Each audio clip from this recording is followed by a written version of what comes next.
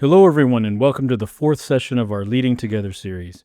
In these 30-minute learning webinars, WestEd experts are sharing research and evidence-based practices that help bridge opportunity gaps, support positive outcomes for children and adults, and help build thriving communities. Our topic today, mathematical conversations that engage students in enhanced learning. Thank you all very much for joining us. My name is Danny Torres. I'm Associate Director of Events and Digital Media for WestEd. I'll be your host. Our featured speakers today are José Franco, Director of Math Pathways and Pitfalls and Senior Research Associate with WestEd's Quality Schools and Districts team. We also have Bob Rosenfeld, Senior Engagement Manager, also with WestEd's Quality Schools and Districts team. Now, before we move into the contents of today's webinar, I'd like to take a brief moment to introduce WestEd. WestEd is a nonpartisan organization that aims to improve the lives of children and adults at all ages of learning and development. We do this by addressing challenges in education and human development, reducing opportunity gaps, and helping build communities where all can thrive. Now I'd like to pass the mic over to Bob. Bob will be leading today's session. Bob, take it away. Thank you so much. I'll be co-leading along with Jose, who you'll be meeting in a moment. We're just so excited to have you here today because this is an opportunity for us to share. And that's what we love doing here, is just sharing what we've learned in the field. And we all hear about mathematical conversations, getting students talking about math. But we have an opportunity here to actually show you it in action because it's much easier said than done. Now, all of this is built on research and time that we put into this. So it's over the last more than a decade, we've had the opportunity to conduct research into what mathematical conversations really look like in the classroom with a diverse population of students from across the country. And we've created some materials that we're excited to share with you here today that we hope will make this come to life in your classroom. And again, we've engaged with teachers, and as we've engaged with teachers in this work, we've keep going back into the research, and NCTM is one of our main resources, and we've worked to make sure that everything that we have designed is built on these 5 principles. And again, these 5 principles sound great on paper, but really seeing what they look like is what it comes down to. So let's talk a little bit about these, and then I'm going to hand it over to Jose, who's going to give us some concrete examples that will show you what this looks like, sounds like, and feels like in a classroom. So building mathematical discussions, getting students to talk to each other about math, students with different language backgrounds as well, students with different educational backgrounds, students with different comfort levels with math, and helping them to make sense of what the math is saying. And we hear a lot about these days around growth mindset. What we've discovered is, yes, this is true. Even before the word was a buzzword out there, this idea of, we use the word pitfalls, that helping students feel comfortable with having a pitfall. That is, being comfortable with making a mistake in math. We all do. And so helping them see that that's part of the learning process, and through discussions, and not only discussions with peers, but self-reflection, they can lift themselves out of that pitfall and really make connections between the math and the real world. And that's the other piece here, is helping students visualize the math and make connections to other areas of their life. And then finally, taking all of that learning and being able to summarize it, put it into their own words to capture those ideas is central to what we've learned. And you're going to see all of this in action here. So we're going to share with you some quick little videos of what this looks like and give you an opportunity to reflect on and think about how this might look like in your classroom or your school. So I'm going to hand things over to Jose now, who is going to share with us why we're sharing these particular videos and what you're about to see. Thanks, Bob. Student talk is a core tenet of Math Pathways and Pitfalls. It's about teachers asking probing questions to help the kids get clarify their thinking, to justify their ideas, or to help them get unstuck. Math Pathways and Pitfalls is about creating a classroom where every student is engaged and has their voices heard. It's about creating opportunities for students to talk like mathematicians, to share what they think they understand about the mathematics. And as Bob said, the problem of practice is easier said than done. So fortunately, over the years, we've worked with lots of teachers who are interested in making that vision of student talk possible. So today, we're going to show you 2 different videos. The first video is Katie Arriaga. She's a second grade bilingual teacher. She's working with her students in the video on a subtraction problem, 11 minus 8. As you watch the video, I want you to focus on some effective teacher or student moves that you see, actions that you would like to see in all classrooms. So without further ado, let's see Katie at work. Now we're going to look at Olivia and what Olivia did. And here it says, oops. I counted up from 8 to 11. There are 4 numbers, 8, 9, 10, 11. The difference is 4. I want you to think about what Olivia did. Okay, I'd like you to turn and talk to your partner. And Olivia got it wrong because 11, you, 8, you subtract 8 and equals, it's not 4, want help? Yeah. E plus 3 equals 11, but she said, you're not supposed to go 8, 9, 10, 11. You're supposed to put the 8 in your head and then go 9, 10, 11. You need in the both.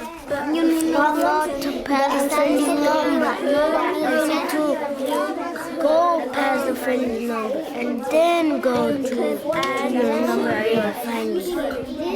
You got to a friendly number. That was Katie. Now, I want to hear from you what you saw that worked. So here's how we'll do that. Let's do a waterfall. And on Zoom, our Zoom Live, we probably have heard about waterfall. Let me explain. I'm going to give you about 30 seconds to write into chat something that you saw that was powerful, that was effective from the teachers and the kids. But don't display your comment until I say waterfall. And when I say waterfall, then I want everyone to post your comment on chat, and Bob and I will then read and highlight them. So I'm going to give you 30 seconds, but remember, don't post your comment until I say waterfall. So let me put on my timer. You got 30 seconds to write something in chat, but don't hit the return yet.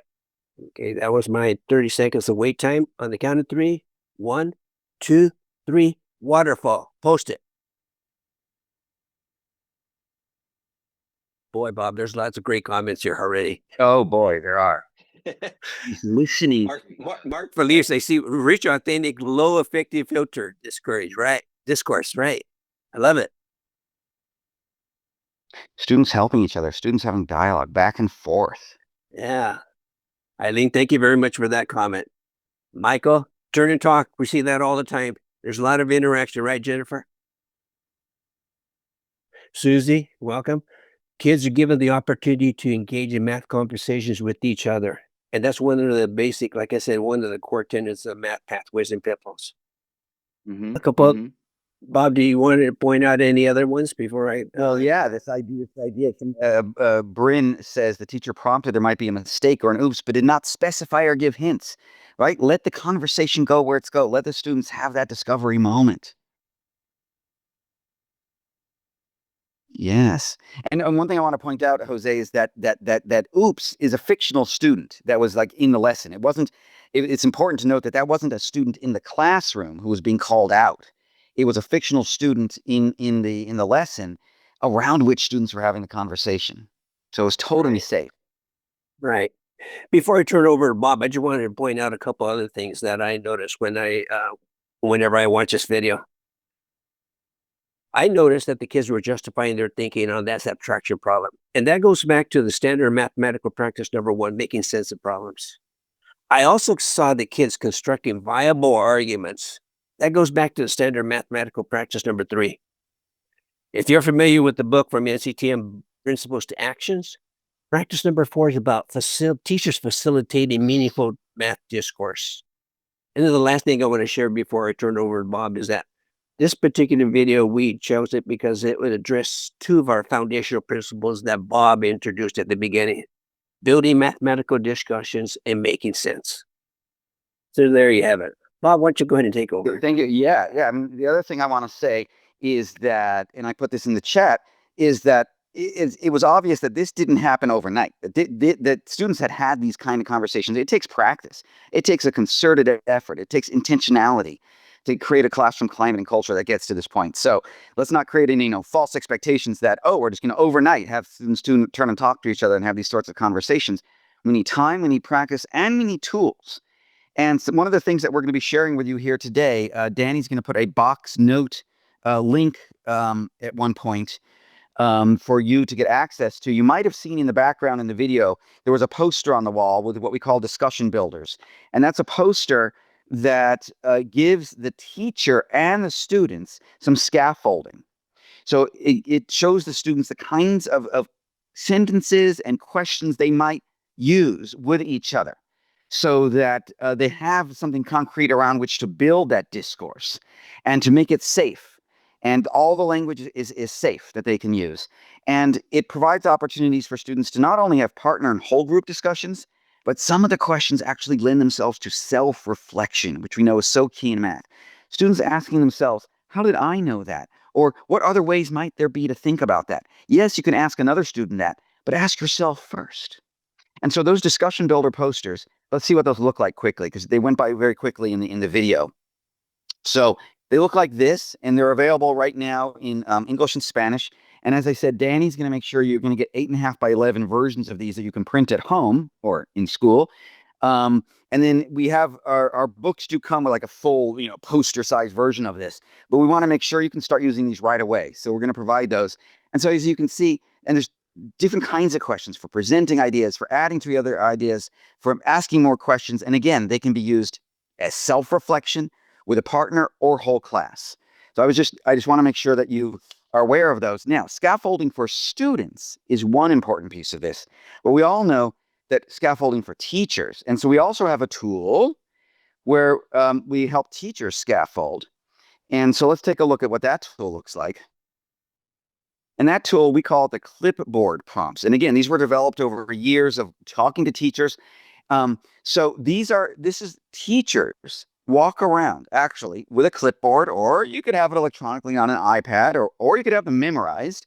But the idea here is that teachers have scaffolding on the kinds of questions they can ask of students as they're mingling around the classroom to help students understand a problem, or to help them process, or to help them reflect.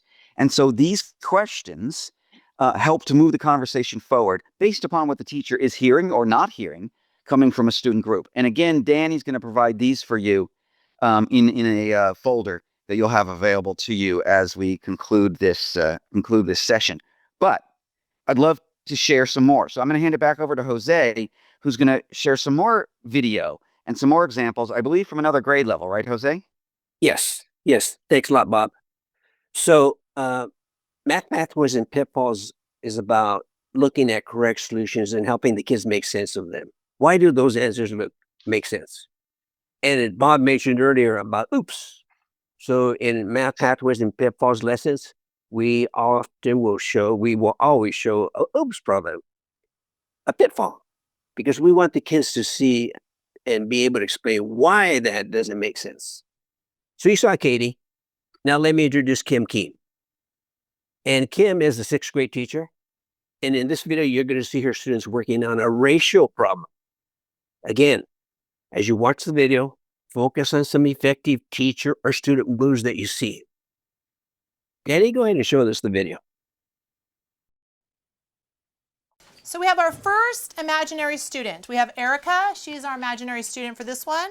I would like you to follow along as I read out loud to you. If he uses twice as much red and white, it's 12 red to 16 white. If he uses half as much red and white, it's 3 red to 4 white.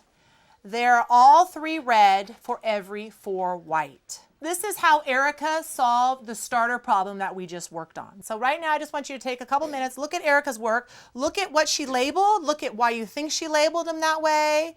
She has some connecting lines that are connecting on her ratios. See if you can figure out why she did that, what she's identifying. And I'm going to give you about 30 seconds, 45 seconds to look at it yourself, and then I'm going to ask you to talk to your partner. She made 20 boxes, cut them in half, and that made 40. So then what she was trying to show was that 2 times as much was like the same thing as what you times what you multiply 6 over 8 by 2 by 2. So what I did, I drew some squares, 20 squares, and from the top is 6. I colored 6, and I'm gonna color 8, and I simplify to the turn. 6 times 2 equals 12, and 8 times 2 equals 16, and then I color. And then you can turn it to the simplify, and I simplify again, and 12 times 4, 12 divided by 4 equals 3, and 18 divided by 4 equals, no, 16 divided by 4 equals 4, so 3 squares in. You got 3/4 of the answer? Me too. Okay, great job discussing. I heard a lot of really good insight to a lot of the different things you thought Erica was thinking. The first thing I'd like to do is I started off with a drawing here that you have in front of you. I was wondering if someone can come up here and explain what Erica was doing, how she got the ratio 12/16. So she did 20 squares and shaded in 6 reds and 8 whites, so that was 6 to 8. I think she divided 2 by 6/8 to get 3/4 because it's a equal ratio to 6/8, and that's why I think she got 3/4. So Duran, you did a great job explaining what she did here. I'm wondering if you can identify in the simplest terms of this equal ratio here.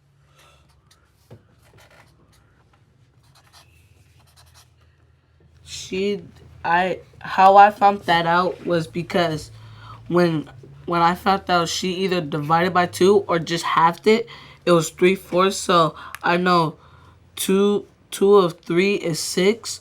So I found out she did it by 3 and 4 because it's half, and that's the equal given ratio. Okay, so what about on your 12/16? Can you identify your pieces here? I'm going to kind of cross over a little bit. That's okay. So we talked earlier about our vocabulary words, and one of the vocabulary words we talked about was scale factor. So can you tell me what scale factor she used in this problem here?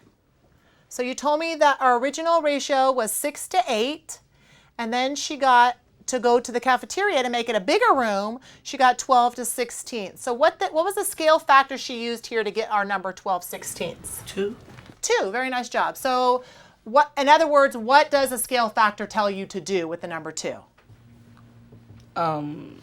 Times or divide. Okay, so did we multiply in this problem or did we divide in this problem? We multiply. Okay, so then let's go to the third problem. Great. So now, once again, we're going to do the waterfall. Remember, I'm going to give you 30 seconds to write into chat something that you saw that you'd like to see in all of the classrooms from teachers or students. But don't display your comment until I say waterfall. So I'm going to give you 30 seconds, but remember, don't post your comment until I say waterfall. You have 30 seconds to do this. Go. It's our wait time. 1, 2, 3, waterfall. Bob, these come like a waterfall.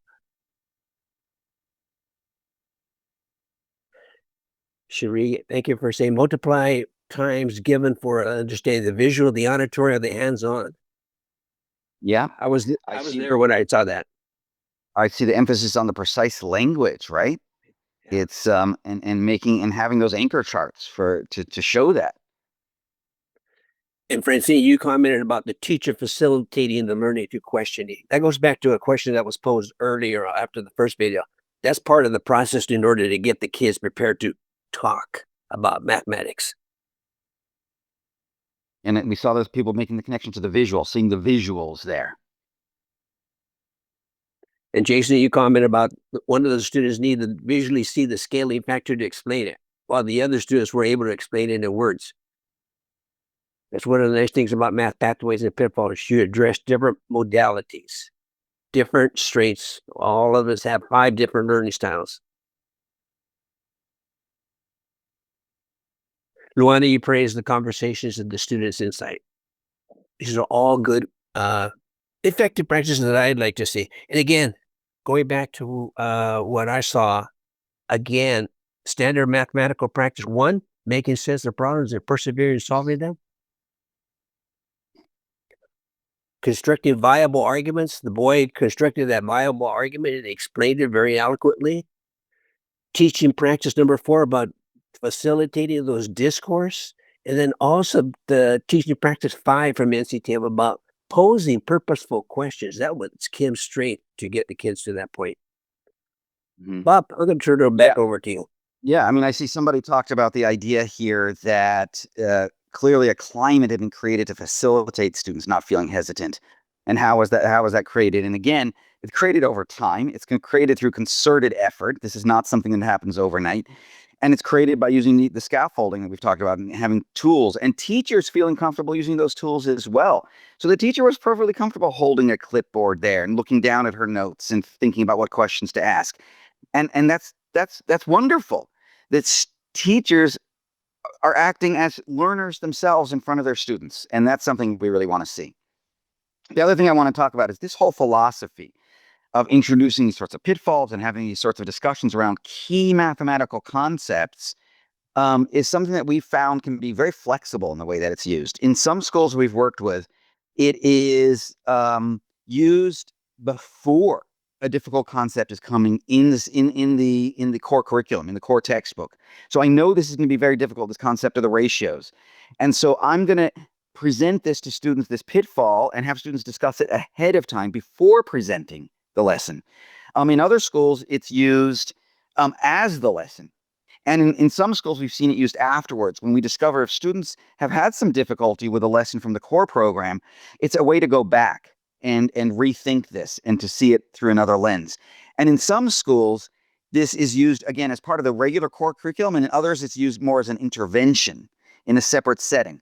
It works in all of these settings because, again, it's all about being aware of what are the key concepts in math, how to get kids to visualize it, how to get them to talk about it, and as many of our participants said in the chat, to be comfortable having these conversations. So it's very flexible in how it can work. And even beyond that, I know, Jose, you were sharing with me, you've seen teachers start to use the discussion builders outside of math. So yes, it's fantastic in math, but these clipboard prompts and discussion builders work great in science. They work great in ELA, in social studies. It's really the same it's the same mindset is what I'm getting at. We have been working with teachers from different parts of the country over the years. And I'm sure all of us have attended workshops or participated in projects that provided us with great ideas to help address our professional needs. So I wanted to share with you a comment that Ellen said about her involvement in a 3-year initiative that we had with Tucson Unified School District. Ellen says, math was the yearly struggle to get certain students to and above grade level. And the stress of teaching math was growing, not only for the teachers, but also for the students at times. Math Pathways and Pitfalls made the math being taught accessible to all students. Give it a chance. Find a way to use it in your classroom. The proof is in the research. Once you make it a version for your classroom, the explosion of learning begins. Ellen left the classroom a year after participating in the project, but she still introduces Math Pathways and Pitfalls to her colleagues because now she's an instructional coach. Katie and Kim had similar reactions to their work with Math Pathways and Pitfalls. As a matter of fact, when we worked with Katie and Kim, we did 3 2-hour sessions of PD with them before they ran with it. Kim told us that, after the project ended, she told us that the boy who presented his thinking to the class, before she started introducing Math Pathways and Pitfalls to her students, he just sort of sat back in the back of the classroom and didn't really participate with mathematics. And for whatever reason, because of the structures, or the techniques, or the opportunity to talk with one of his partners, by the end of the year, he was as engaged as you saw him on the video. And by the end of the year, he was voted class leader by his peers. He found his voice. Bob, I'm going to turn it over to you. Thank you for sharing that, Jose. So again, we have all these resources. We provided some to you here today. There's other resources, and Danny, I believe, is going to provide a link to our website where we're excited to say we just came out with a second edition of our books that have all of these lessons with all the oops and pitfalls in them. We call them oops for younger grades, pitfalls for the older grades, all kinds of lessons, all built around the key mathematical concepts for each grade span. So there's not lessons for everything, but lessons for the key pieces. But the real point here is about the mindset and the philosophy and getting students talking. That's really what it's all about. And we hope that that's what you leave with is the desire to really embrace this philosophy and this approach. But Danny will make sure that you've got access to, if you want to read more and see more of our resources and the research that went into all of this, we'd be happy to share that with you, or feel free to reach out to any of us, and we'd be happy to have a further conversation with you about what we've learned over the years doing this. This is our passion. This is what excites us. And Bob, I just want to add one quick comment before Danny closes today's session. It's about talking, but it's also about learning from our mistakes. That's what the pitfalls is all about. Let's talk about what can we learn from our mistakes. And with that, Danny, I'm going to turn it back over to you. Well, thank you, Jose and Bob, for a great session today, and thank you to all our participants for joining us. We really, really appreciate you being here. I've dropped links into the chat for the clipboard prompts and the discussion builders in English and in Spanish. I'll also share them via email and post them on the webinar archive page on wested.org. For those of you interested in learning more about the Math Pathways and Pitfalls work at Wested, visit us online at mpp.wested.org. Please feel free to reach out to Jose and Bob via email if you have any questions about the work we discussed today. You can reach Jose at jfranco, that's JFRANCO, at wested.org, and Bob at RROSENF at wested.org. And you can also sign up for Wested's email newsletter to receive updates. Subscribe online at wested.org/subscribe. With that, thank you all very, very much. We'll see you next time.